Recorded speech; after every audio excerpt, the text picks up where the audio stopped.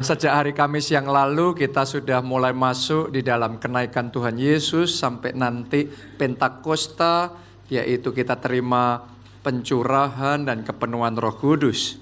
Yesus Kristus yang kita sembah, Dia turun ke dunia jadi manusia, mati bagi kita di kayu salib, tapi pada hari yang ketiga Ia bangkit kembali dari kematian. Terus kemudian selama 40 hari berturut-turut Yesus menampakkan diri kepada murid-muridnya, dan kemudian setelah itu Dia naik ke surga. Selama 10 hari murid-muridnya berdoa di loteng atas di Yerusalem, dan kemudian pada hari Pentakosta Roh Kudus tercurah atas mereka. Doa saya, saudara semua di tempat ini, terima Roh Kudus tercurah dalam hidup saudara. Amin. Dan hari demi hari saudara bisa mengalami kepenuhan Roh Kudus yang lebih dan lebih lagi dalam hidup saudara.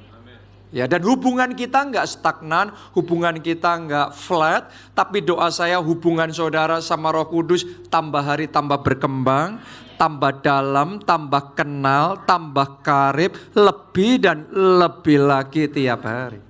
Karena itu firman Tuhan yang saya mau bagikan hari ini spesial sekali. Judulnya adalah cara PDKT sama Roh Kudus.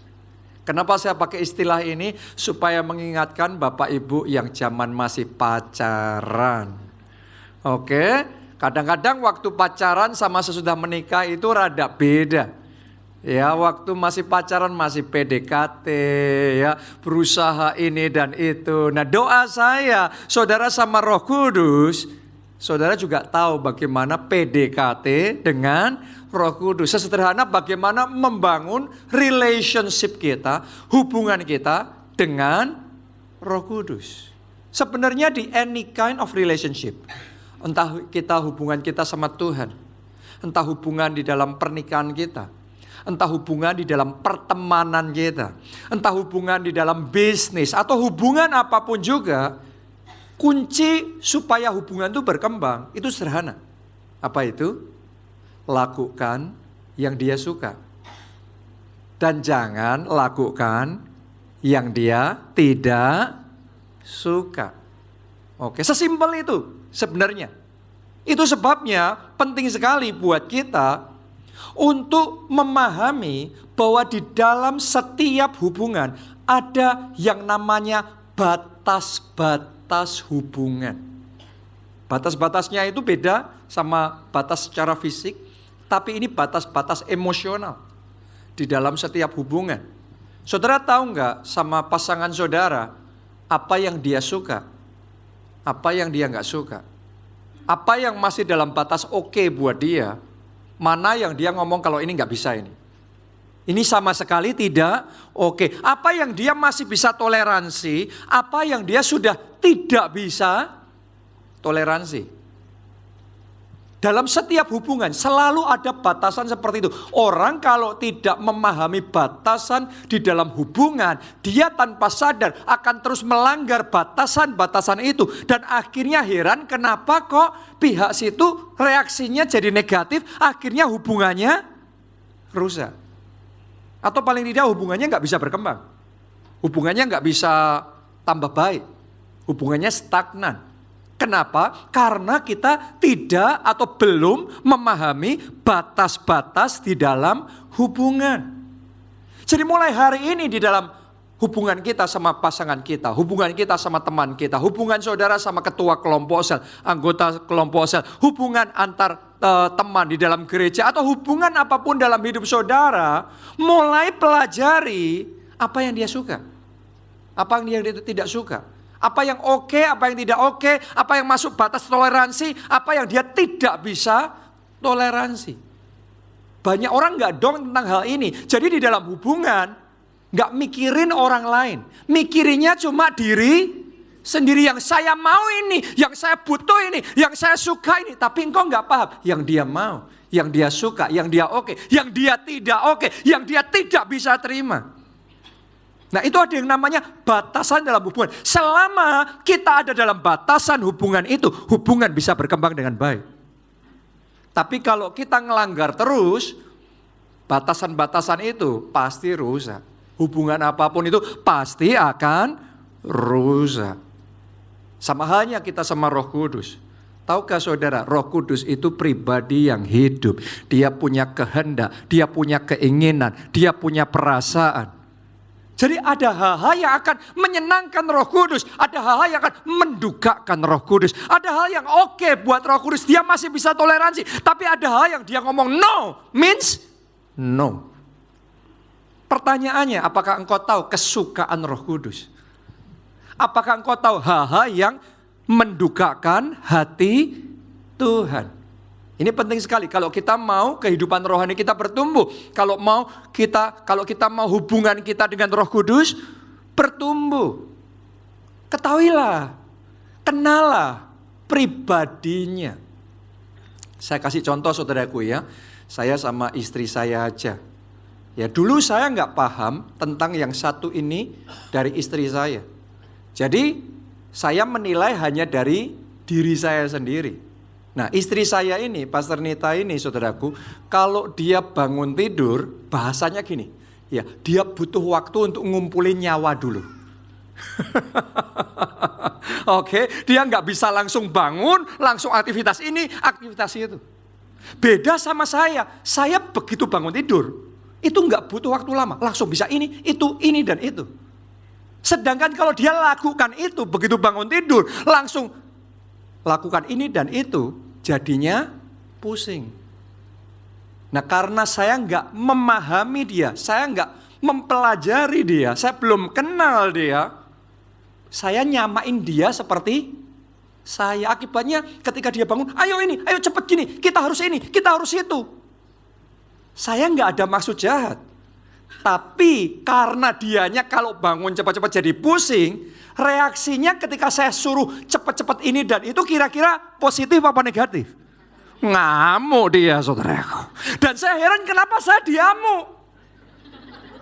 Bener nggak? Kan buat saya ya bangun itu wajarnya gitu. Ya bangun ya kita langsung selesaikan ini, itu dan lain sebagainya. Tapi buat dia lain.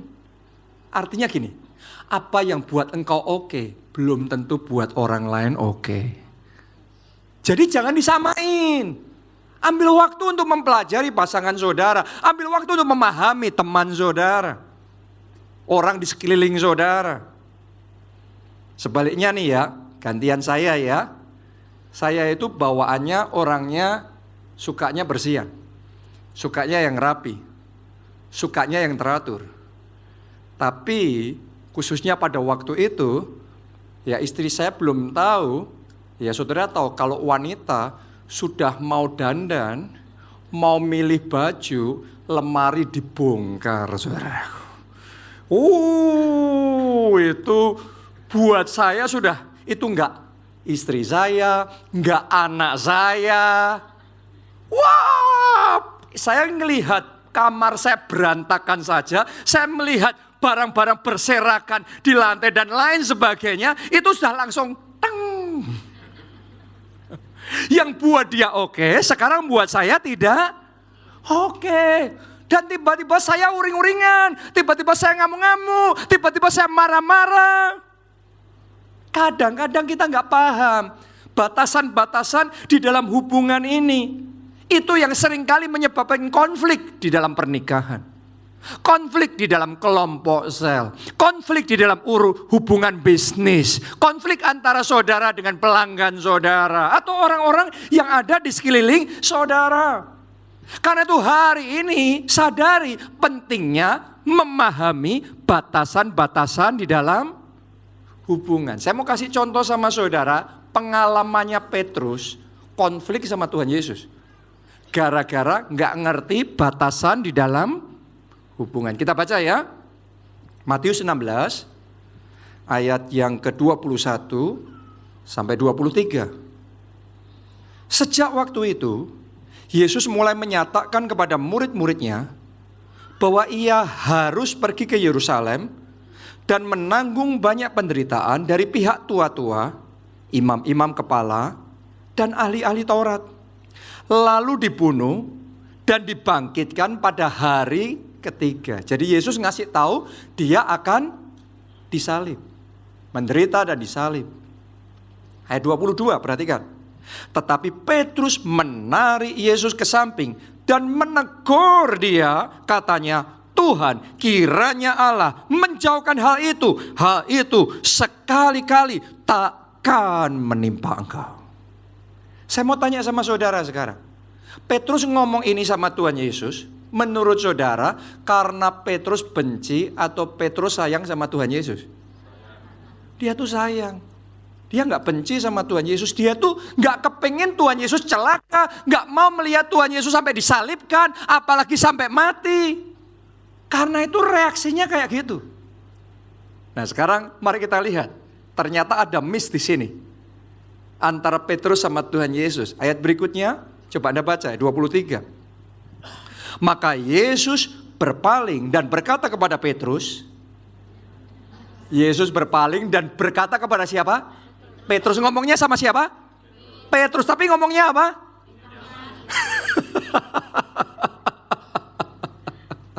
Ngomong sama Petrus, "Enyalah iblis, engkau suatu batu sandungan bagiku, sebab ini selebnya di sini nih. Sebab engkau bukan memikirkan apa yang dipikirkan Allah, melainkan apa yang dipikirkan manusia." Jadi di benaknya Petrus, yang dia pikirkan adalah pikiran manusia. Yang penting Yesus selamat. Tapi di benak Yesus, yang dipikirkan adalah pikiran Allah. Yang penting saudara dan saya selamat. Sekalipun dia harus mati di kayu salib, tapi dia mau berikan tubuhnya dan darahnya, segalanya buat kita, supaya barang siapa percaya tidak binasa, melainkan beroleh hidup yang kekal. Walaupun Petrus mengasihi Yesus, walaupun Petrus sayang sama Yesus, tapi Petrus nggak memahami Yesus. Jadi seolah-olah mereka kayak ada di dua dunia yang berbeda dan ngomongan dengan bahasa yang berbeda karena nggak paham ini di sini. Petrus mikirinnya pikiran manusia, Yesus memikirkan pikiran Allah. Berapa banyak dalam hubungan saudara juga ngalami yang kayak gini nih? Berapa banyak saudara selip sama pasangan saudara? Suami dan istri. Berapa banyak orang tua dan anak juga selip urusan komunikasi yang seperti ini. Nggak ngerti batasan di dalam hubungan. Berapa banyak di dalam urusan kita, dalam bisnis pun juga ngalami hal yang seperti, atau mungkin di kelompok sel, atau mungkin di tim pelayanan. Hari ini saya ingin ajak saudara, kalau saudara mau membangun hubungan yang lebih dalam dengan Roh Kudus, ayo kita belajar kesukaannya Roh Kudus. Ayo kita belajar dan lakukan hal-hal yang menyukakan hati Tuhan. Ini penting sekali. Saya berdoa mulai hari ini hubungan saudara sama Tuhan gak stagnan lagi. Mulai hari ini tambah hari tambah dekat, tambah dalam, tambah karib, dan tambah lama kepenuhan Roh Kudusnya tambah besar engkau alami di dalam kehidupanmu. Amin. Nah pertanyaannya sekarang, apa itu kesukaan Roh Kudus?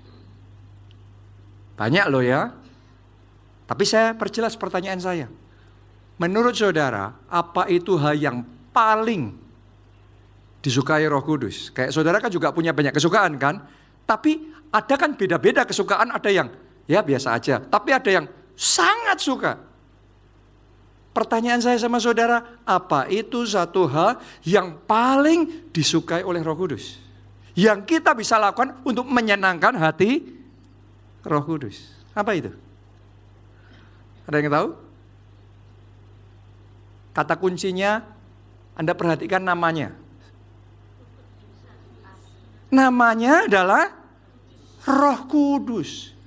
Dia nggak disebut roh kuasa, padahal dia penuh kuasa. Dia nggak disebut roh, dia disebut roh hikmat sih, tapi itu sebutan yang kesekiannya. Tapi sebutan nomor satu, nama nomor satu adalah Roh Kudus. Itu ibaratnya identitas utamanya. Itu ibaratnya nomor satunya. Buat dia itu nomor satunya. Yang paling utama adalah kekudusan.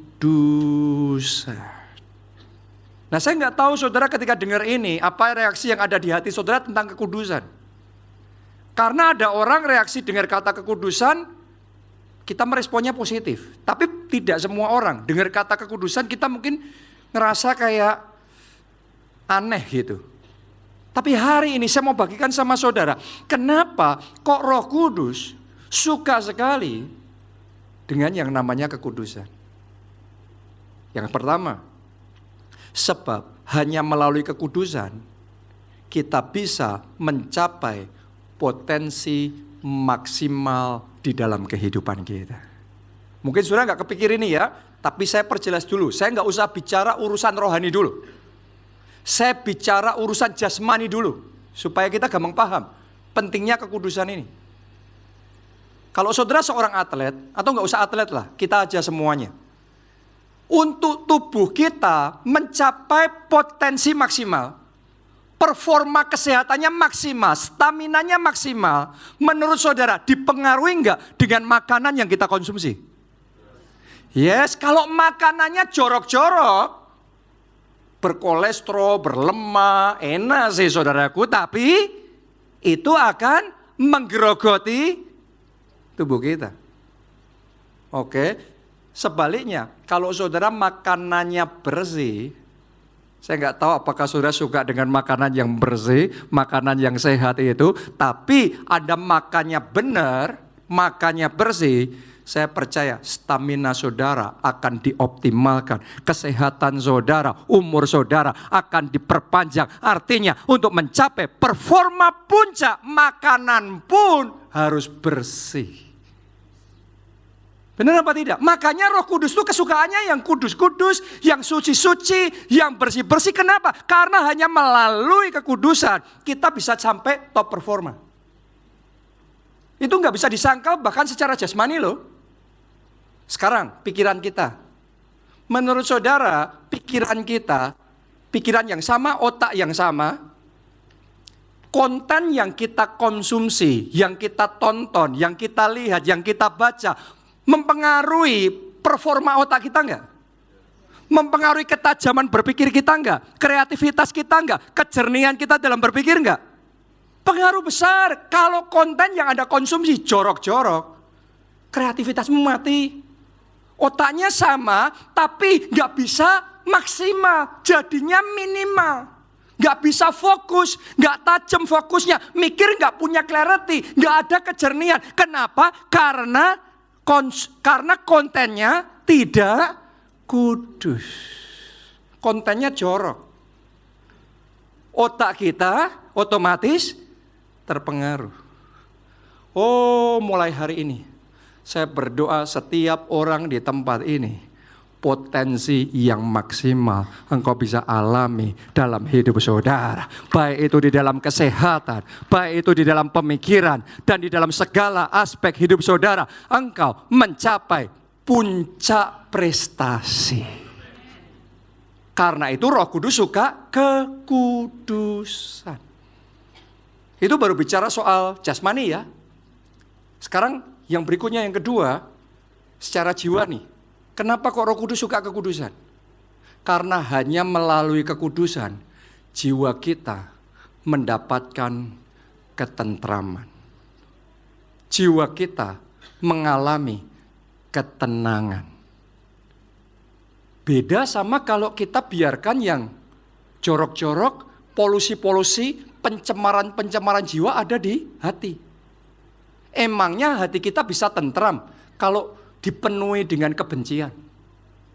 Hatimu emangnya bisa damai kalau engkau mengizinkan banyak kekecewaan, kebencian, amarah, dendam, luka hati, pahit hati. Orang yang hidupnya nyimpen semua yang kotor-kotor, yang negatif-negatif, yang jorok-jorok kayak gitu, gak usah ngapa-ngapain pun sudah capek jiwanya. Letih, lesu, dan berbeban berat. Anda mau tidur pun bangun tidur, sudah tidur cukup lama, tapi tetap capek.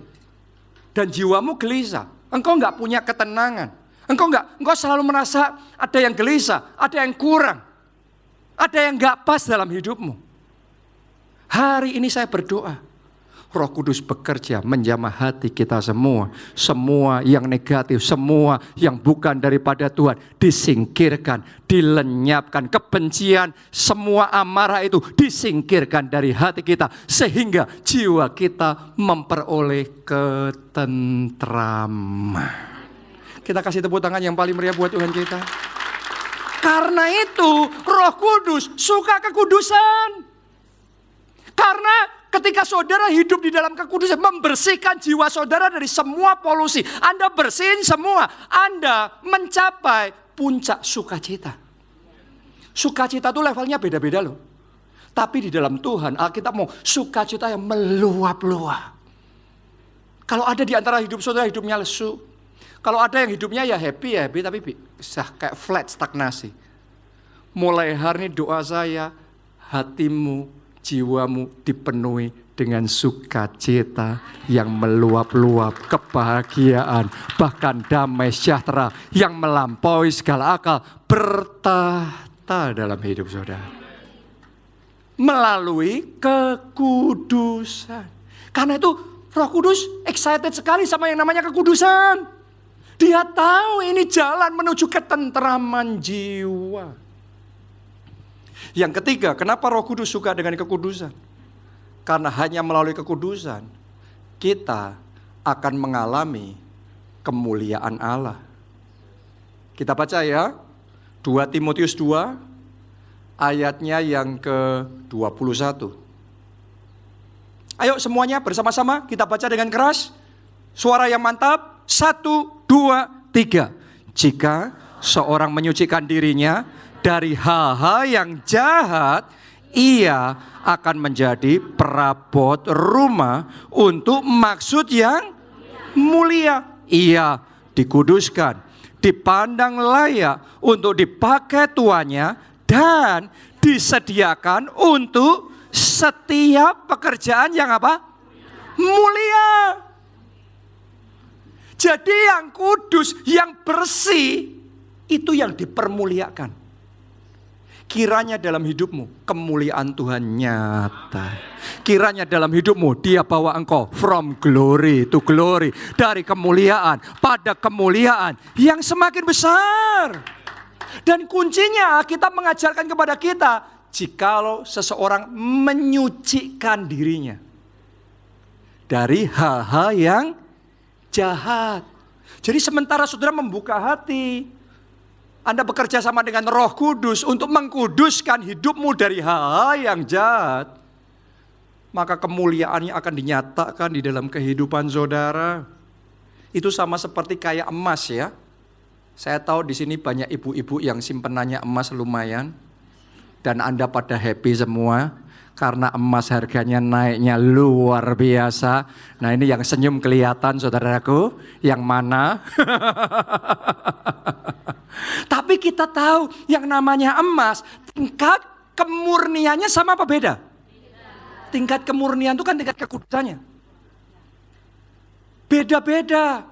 Kalau tingkat kemurniannya rendah, maka selain daripada emas ada materi-materi yang lain. Yang banyak, campurannya banyak. Jadi enggak pure, enggak murni emas. Makanya dihargainya rendah. Tapi ketika dia mau dimurnikan, dan memang kadang dimurnikan enggak gampang ya. Karena harus dipanaskan, harus melalui api. Tapi dari semuanya itu kita potong yang enggak murni. Jikalau seseorang menyucikan diri dari hal-hal yang jahat, kita potong semua yang enggak kudus, yang enggak murni, yang jorok-jorok itu dipotong. Kita izinkan Tuhan bekerja dalam hidup kita. Tahukah saudara, emas pun begitu dimurnikan, langsung kita bayar lebih mahal. Harganya lebih tinggi. Artinya melalui kemurnian ada kemuliaan. Melalui kekudusan ada kemuliaan yang lebih besar. Saya mau ngomong sama saudara, kalau engkau mau buka hatimu untuk Roh Kudus, kerjakan sehingga engkau dimurnikan, sehingga engkau dibersihkan, sehingga engkau dikuduskan. Mulai hari ini engkau akan melihat hidupmu dipenuhi kemuliaan. Engkau akan dipromosikan, engkau akan dipermuliakan, dan kemuliaan Allah nyata atasmu. Ini sebabnya Roh Kudus sangat excited dengan yang namanya kekudusan. Karena melalui kekudusanlah kita mencapai potensi maksimal dalam hidup kita. Saya ajak saudara semua, ayo kita pahami hal ini dan mari kita senangkan Roh Kudus. Kalau saudara mau hubunganmu dengan Roh Kudus tambah dalam, tambah berkembang, tambah indah, lakukan yang Dia sukai. Yang Dia sukai adalah kekudusan. Kesukaannya adalah kekudusan. Karena melalui kekudusan, kemuliaannya nyata atas kita.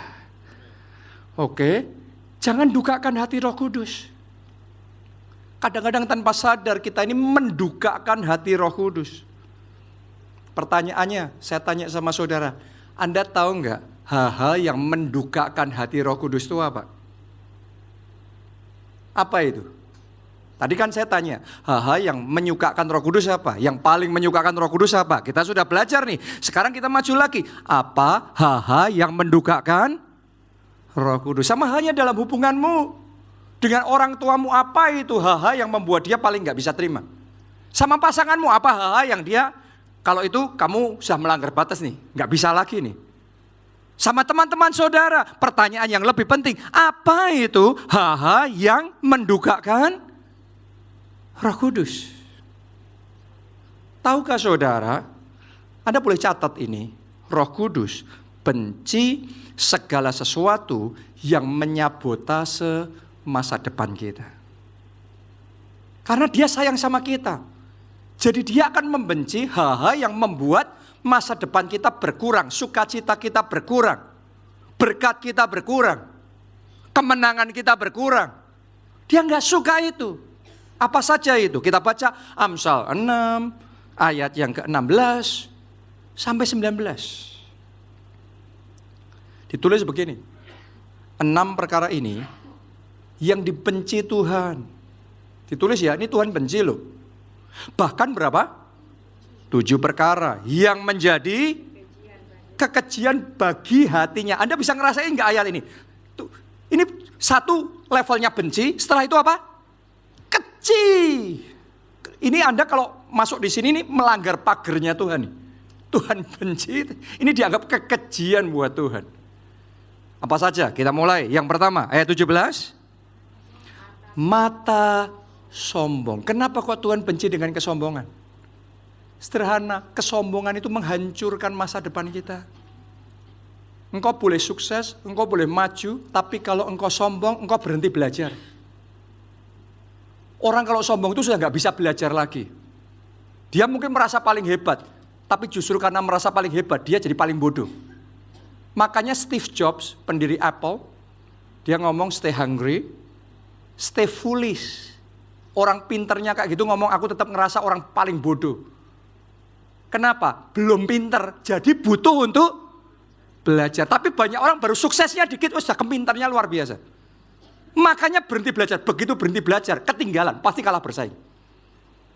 Alkitab yang ngomong, kesombongan awal kehancuran. Jadi kalau saudara baru maju, baru naik, sudah merasa di puncak dunia, paling hebat, paling pintar, hati-hati. Anda tanpa sadar sedang menyabotase berkatmu sendiri, menyabotase kesuksesan dan masa depanmu sendiri. Itu yang Roh Kudus benci. Tuhan tidak mau kita sombong. Kenapa? Karena kesombongan menyabotase masa depan kita. Jadi Anda harus tahu, Roh Kudus itu bukan ngelarang-larang, jangan sombong. No. Karena Roh Kudus tahu kalau kamu sombong, kamu hancur. Karena itu Dia benci sama yang namanya kesombongan. Lanjutkan lagi yang berikutnya. Apa tadi? Yang kedua, lidah dusta. Kenapa kok Roh Kudus benci sama lidah dusta? Saya tanya sama saudara, kalau orang berdusta, orang nipu, dia merasa untung apa rugi? Dia merasa untung loh. Dia merasa bisa mengakali, terus dapat yang dia mau. Tapi think again, mikir lagi, emangnya orang yang kamu akali dan berhasil kamu dapat sesuatu, orangnya nggak merasa diakali? Saya tanya, kalau saudara merasa diakali, happy atau jengkel? Mungkin IQ-nya kalah pintar sama saudara, tapi nggak bisa disangkal. Hatinya jengkel, marah. Akhirnya dia kehilangan trust, kepercayaan sama saudara. Pertama kita ngerasa dapat tuh. Kita ngakali, kita dapat. Dapatnya kita bersamaan dengan itu satu persatu dalam hidup kita. Pintu tertutup. Anda kehilangan kepercayaan, pintu tertutup. Akhirnya berkatmu hilang. Banyak orang gak sadar, ngerasa dapat. Tapi yang benar menyabotase masa depannya. Gara-gara lidah dusta. Makanya Roh Kudus gak suka. Kenapa? Karena lidah dusta menyabotase berkatmu sendiri. Membuat pintu-pintumu tertutup. Oh, hari ini ketika Anda mendengar firman ini dan saudara mau meresponi firman Tuhan hari ini, doa saya Roh Kudus bekerja dalam hidup saudara sehingga semua pintu-pintumu yang masih tertutup saat ini juga dibukakan. Roh Kudus buka pintu itu. Roh Kudus buat jalan yang baru dalam hidup saudara dan Roh Kudus berikan kemenangan dalam hidupmu. Amin. Yang berikutnya kita baca langsung ya. Saya nggak punya waktu untuk bahas satu demi satu. Jadi kita baca langsung. Mata sombong, lidah dusta, tangan yang menumpahkan darah orang yang tidak bersalah. Hati yang membuat rencana-rencana yang jahat. Kaki yang segera lari menuju kejahatan. Seorang saksi dusta. Nah ini nih. Ini banyak orang manipulatif nih, main di sini. Yang menyembur-nyemburkan kebohongan dan menimbulkan apa? Pertengkaran saudara, ngadu domba nih. Ternyata semuanya ini Alkitab ngomong Tuhan benci. Jadi sadarilah Tuhan itu benci segala sesuatu yang menyabotase hidup kita sendiri. Jangan sampai saudara salah sangka sama Tuhan. Kadang-kadang kalau Alkitab ngomong Tuhan benci dosa kayak gini, sebagian orang salah nangkep. Sebagian orang salah sangka. Ngerasanya kok aku dibatas-batasin. Kalau ikut Tuhan gak boleh ini, gak boleh itu, ini gak bisa, itu gak bisa, harus gini, harus gitu. Gak fun ini, gak menyenangkan. Ikut Tuhan gak menyenangkan, gak boleh ini, serba terbatas. Hati-hati saudaraku, tanpa sadar banyak orang sudah salah sangka sama Tuhan. Kenapa? Ketipu sama iblis. Karena iblis bapak segala pendusta, penipu. Bahasa kerennya sekarang master manipulator. Oke, Anda harus ngerti, iblis itu narsisnya luar biasa. Dia seorang manipulator yang pinter, dia tahu cara main di pikiran saudara, dia tahu cara memainkan saudara, dia ngerti. Dia tahu cara main pakai soft power, hard power. Dia bisa main semuanya, dia punya banyak jurus. Untuk apa? Membuat kita kebalik pikirnya. Tuhan yang baik kita pikir kuno. Urusan rohani yang mendatangkan kehidupan kita pikir ini kolot, ini dibatas-batasin. Sedangkan iblis yang menjerumuskan. Pencuri datang untuk mencuri, membunuh, dan membinasakan. Tapi banyak orang berpikir, wah ini menyenangkan ini. Dosa itu menyenangkan. Kenikmatan dunia itu menyenangkan. Kenapa? Pikirannya sudah diputar balikin. Tanpa sadar. Tanpa sadar. Pikirannya sudah dimanipulasi oleh iblis, master manipulator itu. Hari ini saya berdoa sementara firman disampaikan. Kebenaran firman Tuhan memerdekakan, membebaskan, memerdekakan, dan membebaskan. Kita tepuk tangannya boleh yang paling meriah buat Tuhan kita. Karena saya sayang sama anak-anak saya jadinya cerewet sama mereka. Waktu mereka masih kecil, dan belum tahu bahayanya gunting, kalau mereka asal main pegang gunting, saya bisa teriak-teriak saudaraku. Jangan! Kenapa? Karena saya sayang sama mereka. Saya nggak mau mereka terluka. Tapi suara saya, jangan! Teriak saya. Kalau mereka nyebrangnya sembarangan, nggak ngelihat kanan kiri, ada mobil, ada apa, langsung nyebrang sembarangan, wih saya marah-marahin. Kemarin pas liburan lebaran itu, ada satu kejadian, anak saya lagi nyebrang jalan sama saya, tiba-tiba berhenti di tengah jalan, ngelihat sesuatu, terus kemudian yang menarik dia berhenti, dia bener-bener ngambil barang itu, duduk di tengah jalan ngambil itu, saudaraku. Saya ngelihat dari sana mobil jalan, saya jeng. Wah itu saya marah-marahin dia. Tapi mari saya yakinkan saudara, saya marah-marahin dia, saya larang-larang dia. Bukan karena saya benci sama dia, justru karena saya sayang sama dia. Saya mau jaga dia, saya mau pastikan dia dapat yang terbaik dalam hidupnya.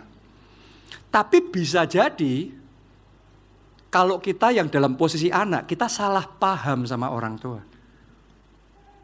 Anak yang lain nyebrang gitu nggak apa-apa. Loh kalau saya bukan anak saya ngapain saya cerewet? Bener nggak? Tapi kalau itu anak saya cerewet saudaraku. Tapi mungkin buat anak nganggapnya orang lain nggak apa-apa. Kok saya dimarah-marahin terus, nggak boleh ini, nggak boleh, harus gini, harus gitu. Papa kok jahat? Tanpa sadar salah sangka. Banyak orang Kristen mikirnya tentang dosa itu kayak gitu. Dibatas-batasin, ini nggak boleh, itu nggak boleh, harus gini, harus gitu. Kita pikir nggak enak ikut Tuhan. Dengarkan baik-baik. Kalau Tuhan cerewet sama kita, bukan dia mau jerumusin kita, tapi dia sayang sama saudara. Dia mengasihi saudara. Dan dia menginginkan rancangan yang baik. Bukan rancangan kecelakaan. Tapi hari depan yang penuh dengan pengharapan. Dan masa depan gilang gemilang. Katakan amin. Dan tepuk tangannya yang paling meriah buat Tuhan. Yang menyayangi Tuhan. Yang mengasihi kita. Amin. Jangan sampai kita salah berpikir. Dipluntir sama iblis, mikirnya Tuhan kolot, Tuhan serba nggak boleh, harus gini, harus gitu, nggak enak, ikut Tuhan nggak enak. Padahal firman Tuhan ngomong, Yesus datang memberi hidup dan hidup yang berkelimpahan. Sedangkan pencuri, iblis datang mencuri, membunuh, membinasakan. Kalau dimanipulasi pikiran kita, nganggapnya firman Tuhan itu nggak enak, dunia itu enak. Artinya sudah kena tuh pikirannya, sudah konslet. Dimanipulasi oleh bapak segala pendusta, master manipulator, iblis. Hari ini saya berdoa, Tuhan luruskan kembali pemikiran kita. Tuhan bukakan kembali mata rohani kita. Sehingga kita ngerti kalau Tuhan benci dosa. Karena Tuhan tahu semua itu menyabotase berkatmu, menyabotase sukacitamu, menyabotase kebahagiaan di dalam pernikahanmu dan keluargamu. Kalau saudara ngikutin, nerima firman Tuhan, Anda akan mendapatkan hidup yang berkelimpahan, sukacita yang berkelimpahan, kebahagiaan yang berkelimpahan, kemenangan yang berkelimpahan di dalam hidup saudara. Jadi hati-hati sama manipulasi dari iblis. Dia master manipulator yang salah satu cara yang trik yang paling sering dia mainkan adalah dia mau ngerusak hidup kita melalui godaan kesenangan sesaat. Gak ada orang yang bisa ngerusak Anda ngikutin kalau gak Anda percaya dulu. Benar apa tidak? Dan Anda gak bisa percaya kalau Anda gak dibuat happy dulu. Anda harus dibuat happy dulu, senang dulu, dapat kesenangan, ngerasain dulu, nikmatin dulu. Wih beneran loh ini enak. Anda masuk di situ. Apa ada tawaran investasi yang buntung dulu terus kemudian orang berbondong-bondong ikut? Saya yakinkan saudara, orang bisa berbondong-bondong investasi kalau cuan dulu. Tapi ingat loh, ada jalan yang disangka orang lurus, ujungnya mau. Tidak semua yang cuan itu ujungnya cuan. Banyak yang cuan sekian tahun ujungnya maut. Banyak pleasure sesaat, kenikmatan sesaat, ujungnya pernikahanmu hancur, masa depanmu remuk. Di abad 19 Inggris mengalahkan Tiongkok. dengan cara perang opium. Jadi dia kalau perang tidak selalu pakai meriam, pakai bom, pakai pedang, pakai tombak. Jadi ada momen perang itu perang pakai senjata beneran, tapi ada momennya perangnya pakai kenikmatan. Opium itu kan kenikmatan, bener gak? Kalau orang pakai opium, serasa nggak tahu deh apa itu rasanya. Nggak pernah, saudaraku. Oke. Tapi berapa banyak orang pakai opium? Wah, melayang rasanya. Tadinya stres, sekarang rileks. Happy, enak rasanya. Akhirnya apa? Ketagihan. Tambah lagi. Tambah lagi. Terus akhirnya apa? Anda punya nggak teman-teman atau mungkin saudara ngalami sedang berjuang dan bergumul urusan itu? Duitmu gimana? Habis hanya dipakai untuk beli narkoba itu, ngedrugs. Benar apa tidak? Anda nambah lagi dan bisa nggak dosisnya dikurangin? Opium itu nggak tok, saudaraku. Tambah hari, tambah lama, dosisnya butuh yang lebih lagi. Yang lebih lagi. Jadi artinya dibuat kecanduan sampai akhirnya dihabisi secara keuangan. Sampai akhirnya saya punya teman yang karena kecanduan overdosis narkoba akhirnya mati. Coba saudara renungkan itu. Atau otaknya sudah gak bisa lurus lagi. Sudah kabel-kabelnya sudah hang semuanya itu.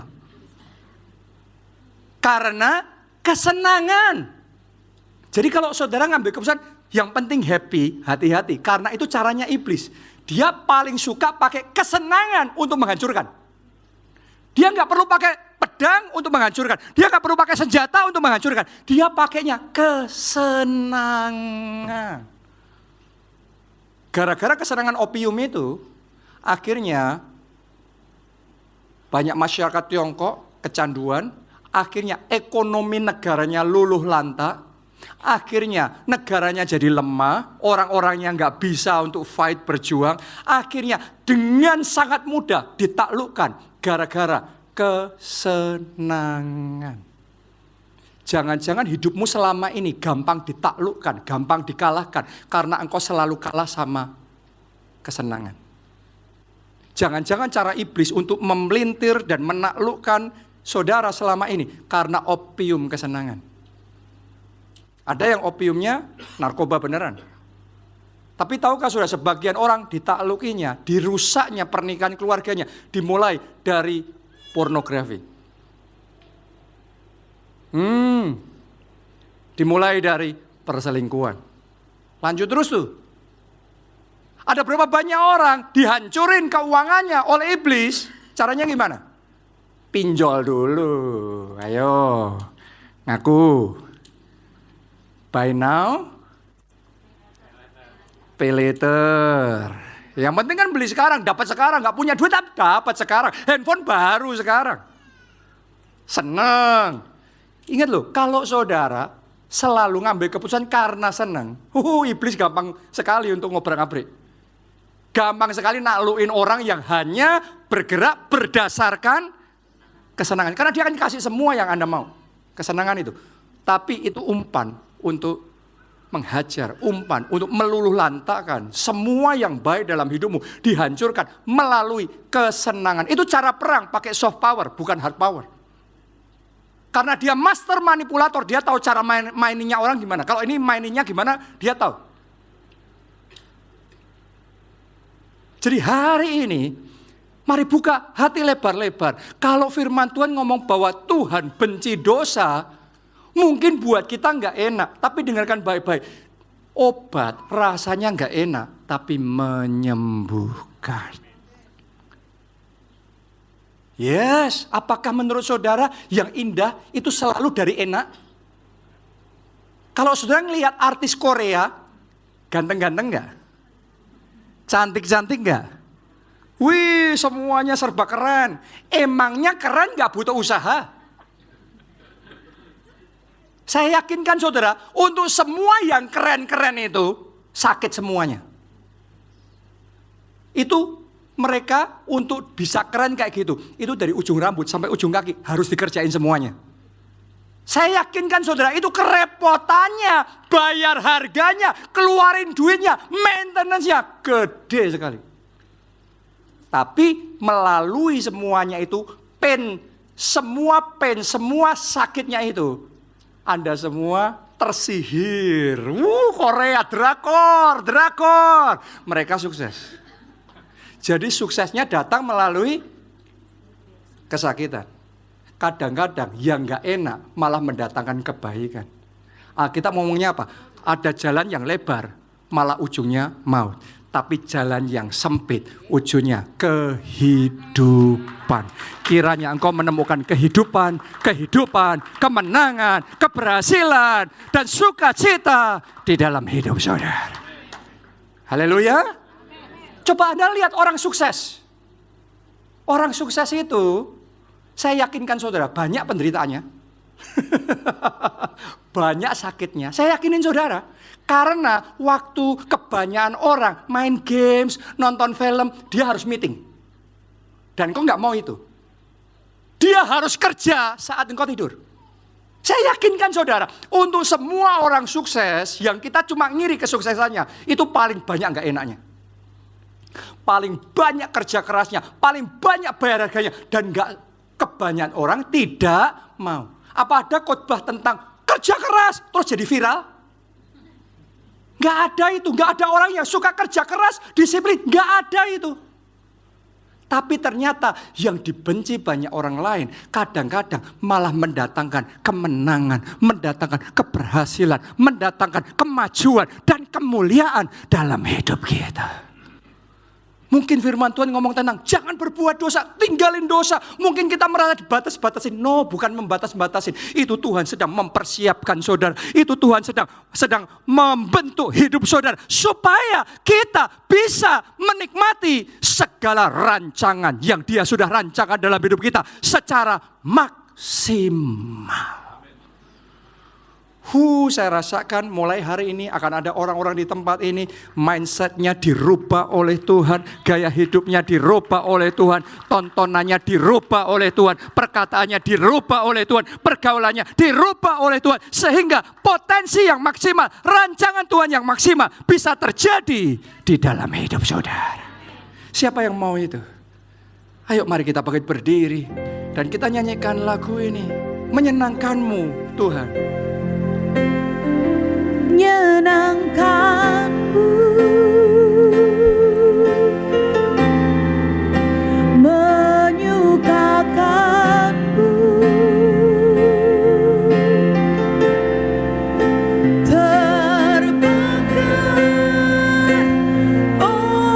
oleh api cintamu. Angkat dua tanganmu dari hati, katakan menyenangkanmu, menyukakanmu. Ya Roh Kudus, Oh Yesusku, bawaku dekat di hati. sekali lagi, mari dengan segenap hati, katakan bersama-sama. Menyenangkanmu, menyukakanmu,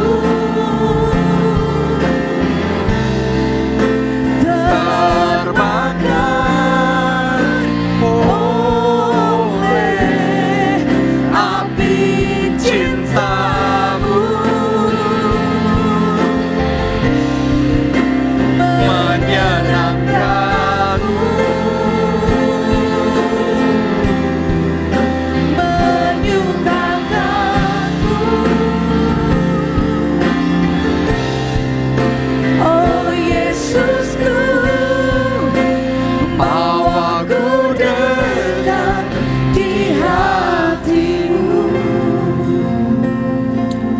Sadarkah saudara, rancangannya bukan rancangan kecelakaan, tapi hari depan yang penuh harapan dan masa depan kilang gemilang. Karena itu, pastikan Anda ada dalam rencananya. Dan semuanya dimulai dari kita menerima Yesus sebagai Tuhan dan Juru Selamat.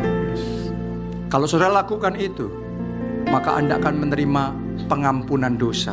Itu yang pertama.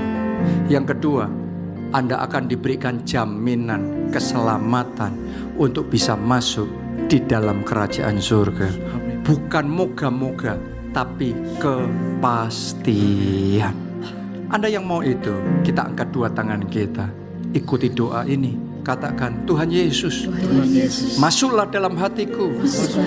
Jadi Tuhan dan Juru Selamatku. Ampuni dosa-dosaku. Selamatkan aku ya Tuhan. Mulai sekarang, hidupku milik Tuhan Yesus. Aku mau ikut Yesus, melayani Yesus seumur hidupku. Terima kasih Tuhan. Amin. Yang berikutnya, apakah saudara mau hubungan saudara dengan Tuhan, dengan Roh Kudus jadi hubungan yang bertumbuh, tambah dalam, tambah dekat, tambah kenal, lebih dan lebih lagi. Saudara dipenuhi dengan Roh Kudus. Mari kita belajar menyukakan hatinya. Oke, karena itu the key, kunci untuk sebuah hubungan yang berkembang, yaitu lakukan yang dia sukai, jauhi yang dia tidak sukai. Karena kesukaannya semuanya also about us. Kalau dia suka kekudusan, supaya kita bisa mencapai potensi maksimal dalam hidup kita. Kalau dia benci dosa, karena dia tahu dosa hanya menyabotase kehidupan kita. Siapa di sini yang mau ngomong sama Roh Kudus? Roh Kudus, aku mau belajar untuk menyenangkan hatimu. Anda yang mau, mari kita angkat dua tangan kita dan ikuti doa ini. Katakan, Tuhan Yesus. Katakan, ya Roh Kudus. Ini hidupku. Aku mau belajar. Untuk menyenangkanmu. Mari masing-masing kita angkat suara. Masing-masing berdoa. Ini hidupku Tuhan. Kuduskan hidupku ini. Kuduskan lidahku. Kuduskan mataku. Kuduskan tontonanku. Kuduskan ya Tuhan. Aku mau belajar menyukakan Tuhan dengan kekudusan. Mampukan aku menyucikan diri dari hal-hal yang jahat, dari hal-hal yang jorok, yang kotor-kotor, yang jorok, tontonan yang jorok, gaya hidup yang jorok, pergaulan yang gak benar. Kuduskan aku ya Tuhan. Sucikan aku ya Tuhan. Mampukan aku ya Tuhan. Biarlah hidupku ini seperti emas yang dimurnikan hari demi hari lebih lagi. Murnikan ya Tuhan. Ada doa saudara, katakan, murnikan aku ya Tuhan. Kuduskan aku ya Tuhan. Aku mau belajar hidup yang menyukakan hati Tuhan. Mulai hari ini aku tidak mau lagi mendukakan hati Tuhan. Ajari aku ya Roh Kudus. Beri kekuatan, beri kemampuan menyenangkanmu.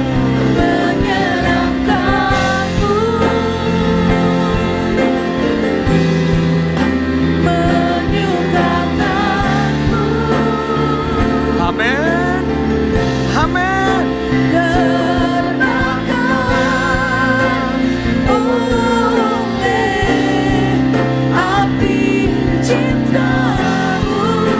Lihat dan dengarkan kerinduan hati umat.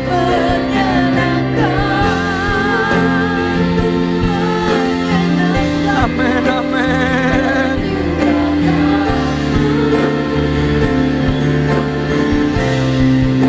Oh Yesusku, bawaku dekat di hatimu.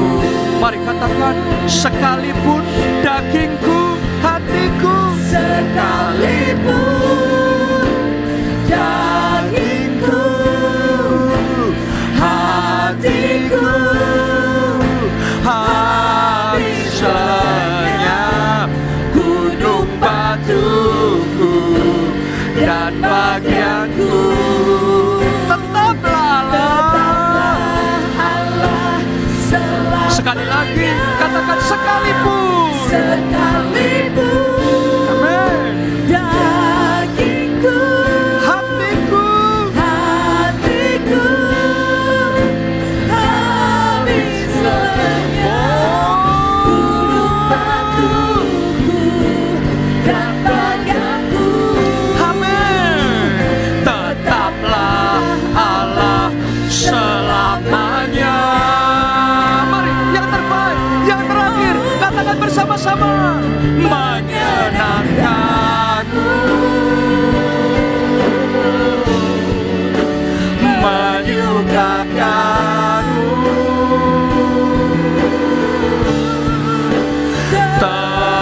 terbakar oleh api cintamu,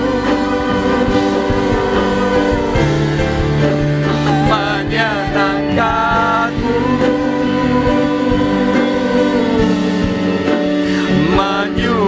menyukakanku. Oh Yesusku, bawaku dekat di hatimu.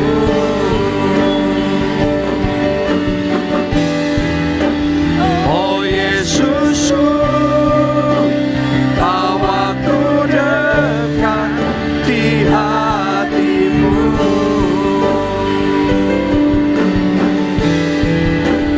Oh Yesusku, bawaku dekat di hatimu. Tepuk tangannya yang meriah buat Tuhan kita. Mari bersama-sama kita katakan amin. Yang bersuka cita, kita kasih tepuk tangan yang paling meriah buat Tuhan kita.